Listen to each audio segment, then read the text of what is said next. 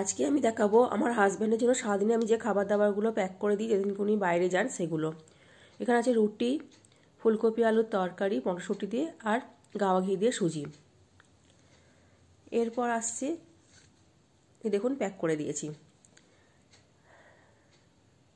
এরপর আছে 4টে বিস্কুট, 2টো সকালে খায় 2টো বিকালে খায়।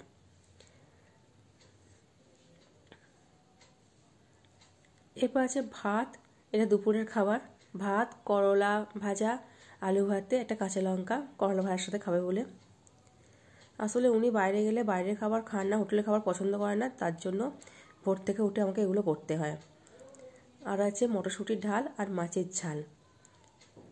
আর এরপর আছে সন্ধেবেলা মুড়ি আছে তেল মাখিয়ে ভাজা মশলা দিয়ে, আর আছে গাজর, বিট আর কড়াইশুঁটি কাঁচা ধুয়ে দিয়ে দেবো এবং জলে ভিজানো আছে, আর ধনেপাতা আর কাঁচা লঙ্কা। মুড়ির পরিমাণটা অনেকটাই বেশি, কারণ যখন ট্রেনে ফেরে সকলে থাকে তো একসাথে খায় বলে অনেকটা বেশি পরিমাণে মুড়ি দেওয়া আছে।